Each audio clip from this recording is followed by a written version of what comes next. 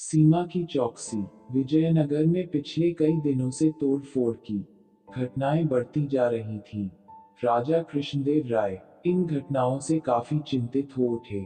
उन्होंने मंत्रिपरिषद की बैठक बुलाई और इन घटनाओं को रोकने का उपाय पूछा।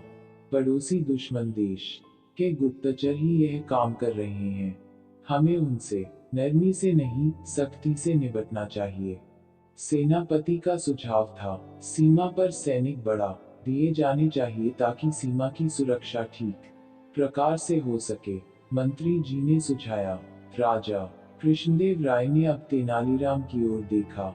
मेरे विचार में तो सबसे अच्छा यही होगा कि समूची सीमा पर एक मजबूत दीवार बना दी जाए और वहां हर समय सेना के सिपाही गश्त करें।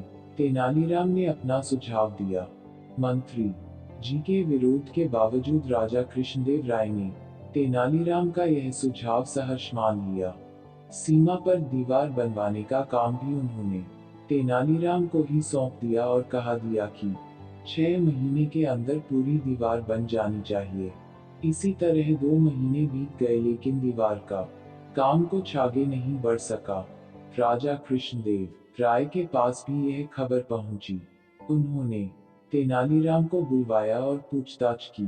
मंत्री भी वहां उपस्थित था। तेनालीराम, दीवार का काम आगे क्यों नहीं बढ़ा? क्षमा करें महाराज, बीच में एक पहाड़ आ गया है, पहले उसे हटवा रहा हूँ। पहाड़ तो हमारी सीमा पर है ही नहीं, राजा बोले।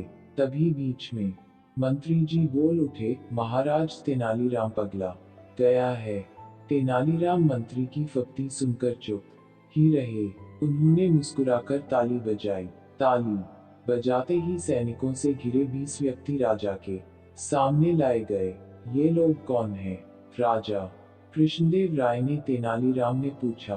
पहाड़, तेनालीराम बोला, ये दुश्मन देश के घुसपैठिए हैं महाराज। दिन में जितनी दीवार बनती थी, रात में ये लोग उसे तोड़ डालते थे। बड़ी मुश्किल से ये लोग पकड़ में आए हैं। काफी तादाद में इनसे हथियार भी मिले हैं। पिछले 1 महीने में इनमें से आधे 5-5 बार पकड़े भी गए थे। मगर उद्धरण इसका कारण मंत्री जी बताएंगे। इन्हें दंड क्यों नहीं दिया गया? क्योंकि इन्हीं की सिफारिश पर इन लोगों को हर बार छोड़ा गया था, तेनालीराम ने कहा। यह सुनकर मंत्री के चेहरे पर हवाइयां उड़ने लगी। राजा कृष्णदेव राय सारी बात समझ गए। उन्होंने सीमा की चौकसी का सारा काम मंत्री से ले लिया और तेनालीराम को सौंप दिया।